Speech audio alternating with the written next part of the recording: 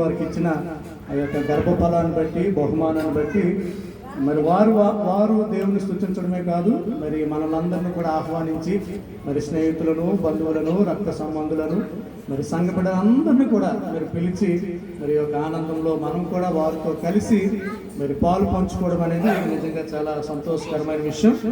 మరి కొన్ని నిమిషాలు మనం దేవుని యొక్క వాక్యాన్ని మనం ఆలకించి తర్వాత మనం ఆ బాబుకు మనం నామకరణం చేద్దాం. తర్వాత మనం కేక్ కటింగ్ కూడా ఉంటుంది కనుక ఇప్పటికే 8:35 సమయం కావస్తుంది. ఒక 10-15 నిమిషాల్లోనే ఈ మాటలు నేను ముగించాలని నేను ఆశపడుతున్నాను. మన ప్రభువును రక్షకుడైన ఆ యేసుక్రీస్తు నామములో ఈ సాయంకాల సమయంలో ప్రత్యేకమైన కృతజ్ఞత కూడికి వచ్చిన మీ అందరికీ కూడా నా వందనాలు తెలియజేస్తున్నాను.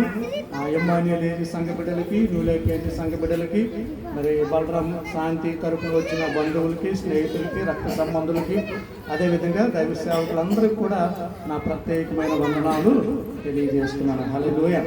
ఇది ఓపెన్గా ఉంది కాబట్టి మనం ఆ పిల్లల గురించి అదే పుట్టినరోజు శుభ సందర్భంగా మనం అనేక వాక్యాలు విన్నాం. అయితే కొంచెం సువార్త దినాన్ని మరి యొక్క పిఎల్ సిస్టమ్ ద్వారా కొన్ని దేవుని యొక్క మాటలు మనం మాత్రమే కాదు, చుట్టుపక్కల ఉన్న ఆ ప్రజలందరూ కూడా ఆలోచించాలని కొంచెం సువార్థీకరణ మనం ఈ రాత్రికాల సమయంలో మనం చేద్దాం. హల్లెలూయా, హల్లెలూయా, హల్లెలూయా. 127వ కీర్తన మనందరికీ తెలిసిన మాటే.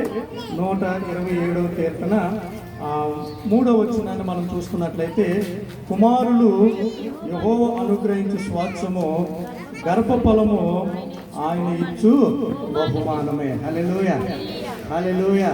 మరి గత 2020వ సంవత్సరం నవంబర్ 18వ తేదీన మరి సంఘం ఎదుట, దేవుని ఎదుట మరి బలరాము, శాంతి వారు ఏకమయ్యారు, వివాహం చేసుకున్నారు. మరి తర్వాత వారి జీవితంలో ఎటువంటి పరిస్థితులు ఎదుర్కొన్నారో మనందరికీ తెలుసు. మరి ఆ దుఃఖము, బాధ ఎవరికి చెప్పుకోలేనిది. అయితే దేవుని మహాకృపను బట్టి వారు ప్రార్థించినట్టుగా వారు, సంఘము, బంధువులు, స్నేహితులు అనేక మంది ప్రార్థించారు. వారి ప్రార్థనలన్నీ ఆలకించి మరి దేవుడు ఒక చక్కటి కుమారుని దేవుడు వారికి అనుగ్రహించాడు. కొన్నిసార్లు మన జీవితంలో దేవుడు ఆలస్యం చేస్తున్నాడంటే అది మన మంచి కోసమే అని మనం ఎప్పుడు కూడా గ్రహించాలి. కొంచెం లేట్ అయినప్పటికీ కూడా మన దేవుడు మనం అడిగిన దానికన్నా, ఊహించిన దానికన్నా శ్రేష్టమైనది మన దేవుడు మనకి ఇస్తాడనే విషయాన్ని మనం ఎప్పుడు కూడా మర్చిపోకూడదు. హల్లెలూయా. మనం మన బిడ్డలు చేసుకున్న ఒక అదృష్టం ఏంటంటే వారు పుట్టుకతోనే క్రైస్తవ కుటుంబంలో వారు జన్మించుట. హల్లెలూయా. వారు పుట్టుకతోనే క్రైస్తవ కుటుంబంలో వారు జన్మించారు కనుక దేవుడు మనకి ఏదైతే ఇస్తానని వాగ్దానం చేశాడో, దేవుడు తన బిడ్డలకు ఇచ్చిన ప్రతి వాగ్దానానికి మరి మన గర్భమందు పుట్టిన ఆ కుమారులకు కూడా దేవుడు ఆ వాగ్దానాన్ని ఇచ్చి ఉన్నాడు. హల్లెలూయా, హల్లెలూయా. కాబట్టి దేవుడు అన్ని విషయాల్లో ఎలాగైతే మనకి లెక్క అడుగుతాడో మన బిడ్డల విషయంలో కూడా దేవుడు మనకి లెక్క అడుగుతాడు. ఒక దినాన్ని, ఈ దినాన్ని నీకు ఇచ్చిన నీ కుమారుల విషయం కావచ్చు, నీ కుమార్తెల విషయం కావచ్చు, వారిని పెంచే విధం కావచ్చు, వారి విషయంలో దేవుడు తప్పకుండా ఒకానొక దినాన్ని దేవుడు మనకి లెక్క అడిగినప్పుడు దేవుని యొక్క సింహాసనం ఎదుట, న్యాయపీఠం ఎదుట మన బిడ్డల విషయంలో మనం తప్పకుండా లెక్క అప్పు చెప్పాలి. కాబట్టి ప్రియ దేవుని బిడ్డలారా, లోకం ఏ విధంగా ఉంది, లోకంలో పరిస్థితులు ఏ విధంగా మనందరికీ తెలుసు. కాబట్టి మన బిడ్డలను ఎప్పుడూ కూడా ఆత్మీయ జీవితంలో మనం పెంచేవారుగా ఉండాలి. దేవుని భయంలో పెంచాలి, వాక్యంలో పెంచాలి, విశ్వాసంలో పెంచాలి, భక్తిలో పెంచాలి, ప్రార్థనలో పెంచాలి. ఈ విధంగా పెంచినప్పుడు మరి లోకంలో ఉన్న మాలిన్యం ఏది కూడా అంటుకోకుండా, వారు అపవిత్రంలో పడిపోకుండా, మరి లోకంలో పడిపోకుండా దేవుని ఒక వాక్యం వారిని ఎప్పుడు కూడా కాపాడుతూ ఉంటుంది. ప్రియ దేవుని బిడ్డలారా, మన బిడ్డలు ఒక్కసారి కానీ లోకంలో కలిసిపోయారంటే వారిని మరలా తిరిగి వెనక్కి తీసుకురావడం చాలా కష్టము. కాబట్టి దేవుడు మనకిచ్చిన బిడ్డల్ని దేవుని కోసమే, మన కోసం కాదండి, దేవుడు మనకిచ్చిన బిడ్డలను మనము దేవుని కోసమే మనము పెంచాలి. ఈ దినాల్లో మనం చూస్తున్నాం, ఎంతో మంది బిడ్డలు లేని తల్లిదండ్రులు మనం చూస్తున్నాం. వేలకు వేల డబ్బు, లక్షల కొలది వాళ్ళు ఖర్చు పెడుతున్నారు. కొన్ని సక్సెస్ అవుతున్నాయి, కొన్ని సక్సెస్ కావట్లేదు. కానీ మనం ఏవి ఖర్చు పెట్టకుండానే దేవుడు మనకి శ్రేష్టమైన బిడ్డను దేవుడు మనకి ఇచ్చాడు. హల్లెలూయా. దేవుడు మనకి ఇచ్చిన బిడ్డలను బట్టి దేవుడి నామానికి మహిమ కలుగును గాక. హల్లెలూయా, హల్లెలూయా. యోహాను సువార్త 3:16 మనం చూసుకున్నట్లయితే, దేవుడు లోకమును ఎంతో ప్రేమించాను. హల్లెలూయా. ఎంత ప్రేమించాడు దేవుడు లోకాన్ని? దేవుని యొక్క ప్రేమ ఎడల్పు ఎంతో, దేవుని యొక్క ప్రేమ ఎత్తు ఎంతో, దేవుని యొక్క ప్రేమ లోతు ఎంతో, దేవుని యొక్క ప్రేమ పొడవెంతో ఎవరు కూడా లెక్కించలేరు. దేవుడు లోకమును, లోకం అంటే మనుషులు, అంటే ఈ లోకములో ఉన్న ప్రతి ఒక్కరిని కూడా దేవుడు ప్రేమిస్తున్నాడు. ఈ రాత్రికాల సమయంలో ఈ మాటలు వింటున్న నా ప్రియ దేవుని బిడ్డలారా, ఈ లోకములో మిమ్మల్ని ఎవరు ప్రేమించకపోయినా, ఒకవేళ నీ భర్త నిన్ను ప్రేమించకపోయినా, నీ భార్య నిన్ను ప్రేమించకపోయినా, నీ స్నేహితులు నిన్ను ప్రేమించకపోయినా, నా అనుకున్న వారు ఎవరు నిన్ను ప్రేమించకపోయినా, ఈ రాత్రికాల సమయంలో ఒకే ఒక వ్యక్తి నువ్వు విడిచిపెట్టినా సరే, నువ్వు ప్రేమించకపోయినా, నా యేసయ్య శాశ్వతమైన ప్రేమతో ఆయన నిన్ను, నన్ను, మనలందరినీ కూడా ఆయన ప్రేమిస్తున్నాడు. హల్లెలూయా, హల్లెలూయా. కాబట్టి దేవుడు లోకమును ఎంతో ప్రేమిస్తున్నాడు. ఈ లోకములో 7 కోట్లకు మంది పైగా ప్రజలు ఉన్నారు. ఈ 7 కోట్ల మంది ప్రజలను కూడా ఈ రాత్రికాల సమయంలో ఆయన మనలందరినీ కూడా ప్రేమిస్తున్నాడనే విషయాన్ని మనం ఎప్పుడు కూడా మర్చిపోకూడదు. లోకాసు సువార్త 19:10 చూసుకున్నట్లయితే, నశించిన దానిని వెతికి రక్షించుటకు మనుషు కుమారుడు ఈ లోకానికి వచ్చాడంట. ఈ లోకంలో, ఈ భూమి మీద మనం చూసుకున్నట్లయితే మానవుడు దేవుణ్ణి వెతుక్కుంటూ వెళ్తున్నాడు. మానవుడు దేవుణ్ణి వెతుక్కుంటూ వెళ్తుంటే బైబిల్ గ్రంథంలో దేవుడే, బాగా గమనించాలి, బైబిల్ గ్రంథంలో దేవుడే మానవుని వెతుక్కుంటూ ఈ భూమి మీదకి దిగి వచ్చాడంట. హల్లెలూయా, హల్లెలూయా. ఈ భూమి మీద ఉన్నవారు ఎవరు కూడా నశించిపోవడం ఆయనకి ఇష్టము లేదు. అంతటా అందరూ మారు మనసు పొందాలని నా ప్రభు కోరుకుంటున్నాడు. అందుకే ఆయన యొక్క రెండో రాకడ కూడా అందుకే ఆలస్యం అవుతుంది. కాబట్టి నశించిన దానిని వెతకి రక్షించుటకు మనుష్య కుమారుడని యేసు ప్రభు వారు 2000 సంవత్సరాల క్రితమే ఆయన ఈ భూమి మీదకి దిగి వచ్చాడు. చాలా మంది అనుకుంటారు యేసు ప్రభు వారు కేవలం 2000 సంవత్సరాల ముందే ఆయన భూమి మీద ఉన్నాడు, అంతకు ముందు లేడు కదా అంటారు. కానీ దేవుని యొక్క వాక్యం అది చెప్పట్లేదు. ఆది యందు వాక్యం ఉండెను, వాక్యము దేవుని వద్ద ఉండెను, వాక్యము దేవుడే ఉండెను. ఆయన లేకుండా ఏది కూడా కలగలేదు. కాబట్టి ఆయన 2000 సంవత్సరాల క్రితం వచ్చిన దేవుడు కాదు. ఈ సృష్టించక మునిపే, ఈ జగతికి పునాది వేయబడక మునిపే యేసు ప్రభు వారు ఉన్నారు. ఆయన నిజమైన దేవుడు, ఆయన సార్వభౌముడని దైవ లేఖనాలు మనకు స్పష్టంగా తెలియజేస్తున్నాయి. అందుకే యేసు ప్రభు వారు ఈ భూమి మీద 3.5 సంవత్సరాలు జీవించారు. ఆయన ఈ భూమి మీదకి ఎందుకు వచ్చాడంటే, యేసు ప్రభు దగ్గరికి వెళ్ళి ఎవరైనా అయ్యా ఈ భూమి మీద నువ్వు ఎందుకు వచ్చావు, ఈ భూమి మీద నువ్వు ఎందుకు జన్మించావంటే, ఇదిగో ఈ భూమి మీద ఉన్న నా ప్రజల కోసం నేను చనిపోవడానికి వచ్చాను. హల్లెలూయా. కాబట్టి ప్రియమైన బిడ్డలారా, ఈ లోకంలో ఉన్న ప్రజల కోసం, ఈ ప్రపంచంలో ఉన్న ప్రజల కోసం మరి కల్వరి శిలువలో యేసు ప్రభువారు తన ప్రాణాన్ని పెట్టి తన రక్తాన్ని కార్చి ఆయన మన కొరకు తన ప్రాణాన్ని త్యాగం చేసినట్లుగా దైవ లేఖనాలు మనకు స్పష్టంగా తెలియజేస్తున్నాయి. ఎందుకు తన ప్రాణాలు మన కోసం త్యాగం చేశాడు, ఎందుకు తన రక్తాన్ని మన కోసం దారిపోసాడంటే, ఆయన నిన్ను, నన్ను, మనల్ని కూడా ప్రేమిస్తున్నాడు. ఎందుకు తన రక్తాన్ని మన కోసం దారిపోసాడంటే, మనము నశించిపోవడం అనేది దేవునికి ఇష్టము లేదు. ప్రపంచం కూడా నమ్ముతుంది, అయా మోక్షం ఉంది, నరకం ఉంది, పాతాళం ఉంది. మనం చనిపోయిన తర్వాత మనం ఎక్కడికి వెళ్తాం, మనం చనిపోయిన తర్వాత ఎక్కడికి వెళ్తాం అనేది ఈ భూమి మీద ఉన్నప్పుడే మనం తెలుసుకోవాలి. ఒకవేళ మీలో ఎవరైనా సరే మీ దగ్గరికి వచ్చి అయ్యా నువ్వు చనిపోతే ఎక్కడికి వెళ్తావని ఎవరైనా సరే నిన్ను అడిగితే, నీ దగ్గర సమాధానం ఉందా? నీ దగ్గర సమాధానం ఉందా? అదే ఎవరైనా వచ్చి నన్ను అడిగితే, అయ్యా నువ్వు చనిపోతే ఎక్కడికి వెళ్తావని ఎవరైనా సరే నన్ను అడిగితే, నేను గుండెల మీద చేసుకొని ధైర్యంగా చెప్తాను, ఈ క్షణాన్ని నేను చనిపోతే నేను నా యేసయ్య దగ్గరికి వెళ్తాను. హల్లెలూయా. ఈ సమయంలో నా యేసయ్య ఒకవేళ ఈ దినాన్నే, ఒకవేళ ఈ రాత్రే, ఈ క్షణమే ఆయన రెండో రాకుండా ఈ భూమి మీదకి వచ్చినట్లయితే నేను గుండెల మీద చేసుకొని చెప్తాను, నా యేసుతో పాటు నేను పరలోక రాజ్యానికి నేను ఎత్తబడతాను. హల్లెలూయా, హల్లెలూయా.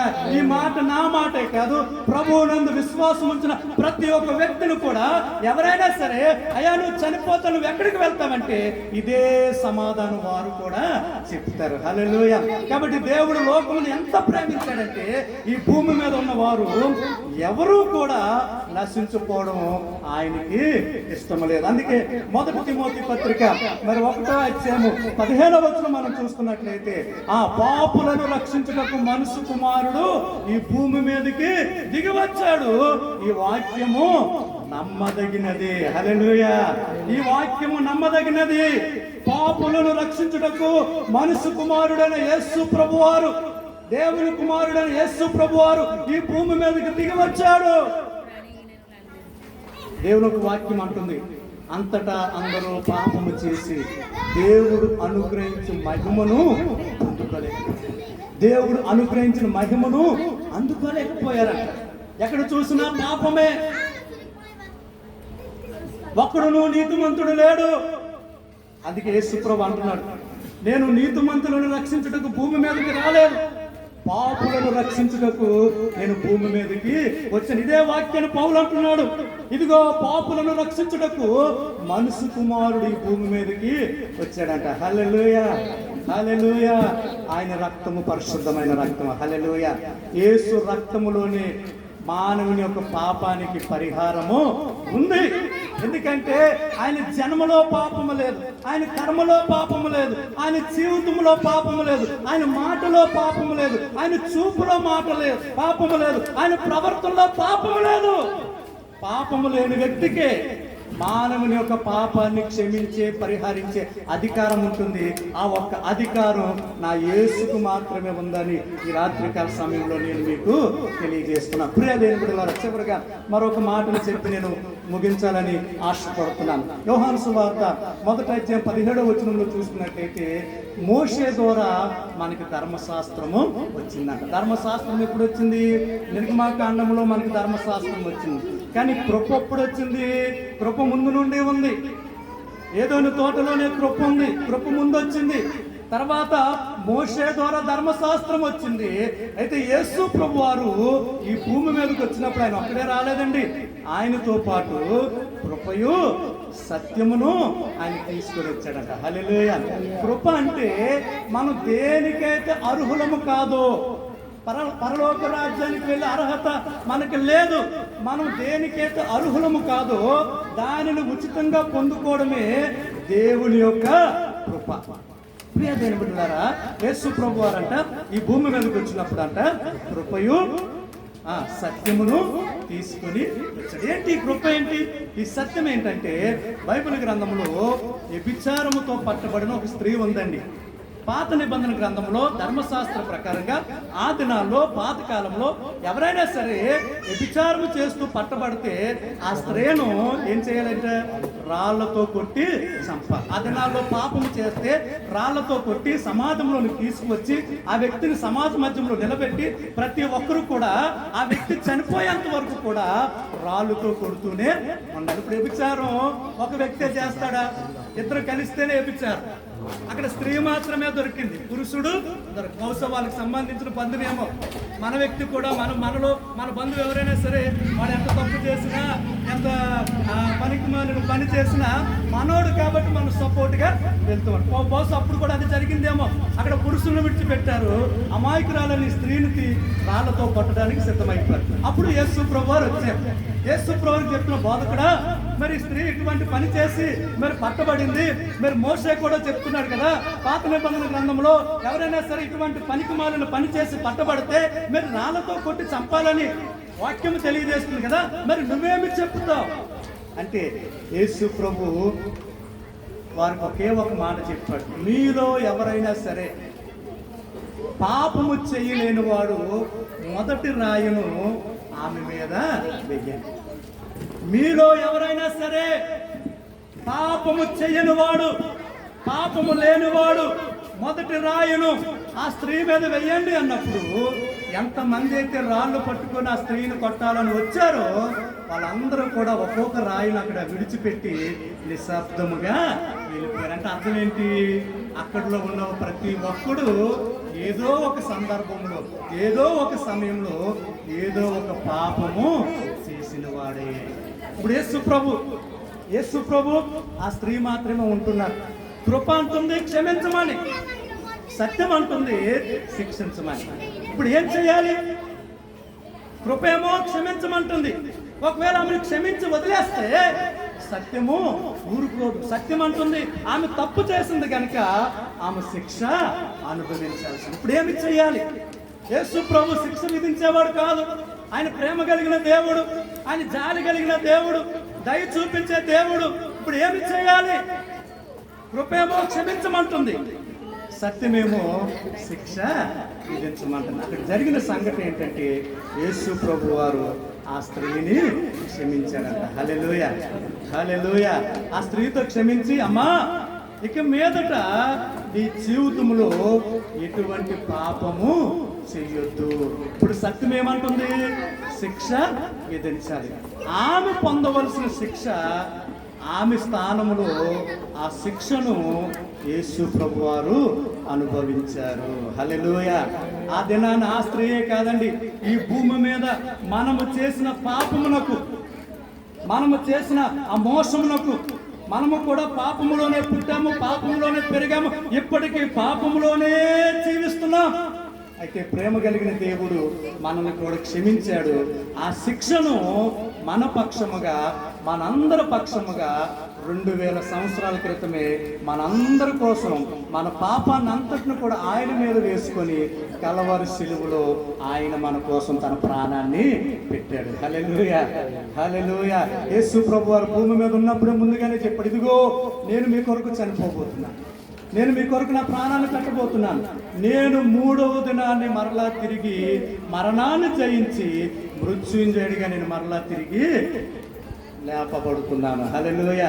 ఈ భూమి మీద ఎవరైనా చెప్పారండి, ఇదిగో నేను నీ కోసం చనిపోతున్నాను, నేను నీ కోసం చనిపోతున్నాను, నేను చనిపోయి 3వ దినాన్ని సమాధిని జయించి 3వ దినాన్ని తిరిగి లేపబడతానని చెప్పిన వ్యక్తి లేడు. అలా లేపబడిన వ్యక్తి కూడా లేడు. అలా లేపబడిన వ్యక్తి ఎవరైనా ఉన్నారంటే బైబిల్ గ్రంథంలో ఒక యేసయ్య మాత్రమే. హల్లెలూయా. ఆయన చెప్పినట్టుగానే ఆయన చనిపోయాడు, సమాధి చేయబడ్డాడు, 3వ దినాన్ని ఆయన మరణాన్ని జయించి ఆయన మృత్యుంజయుడిగా తిరిగి లేపబడ్డాడు. హల్లెలూయా. ఆయన లేపబడి మరలా భూమి మీద 40 దినాలు ఆయన ఆయా ప్రజలకు కనపడ్డాడు. 40 దినాన్ని అందరూ చూస్తుండగానే ఆయన పరలోకానికి ఆరోహణమై వెళ్ళిపోయాడు. పరలోకానికి ఆరోహణమై వెళ్ళిపోయిన తర్వాత ఆయన ఒక మాట చెప్పి, ఇదిగో దేవదూతలు ఒక మాట చెప్తున్నాయి, ఆయన ఎలాగైతే తిరిగి వెళ్ళాడో ఒక దినము రాబోతుంది, ఆయన మరలా భూమి మీదకి అలాగే ఆయన దిగి రాబోతున్నాడు. హల్లెలూయా. ఎవరైతే యేసు ప్రభు వారు మరి భూమి మీదకి ఆయన మరలా రెండోసారి తిరిగి వచ్చేసరికి ఎవరైతే యేసు ప్రభు నమ్ముకొని చనిపోయారో వారు ముందు లేపబడతారు.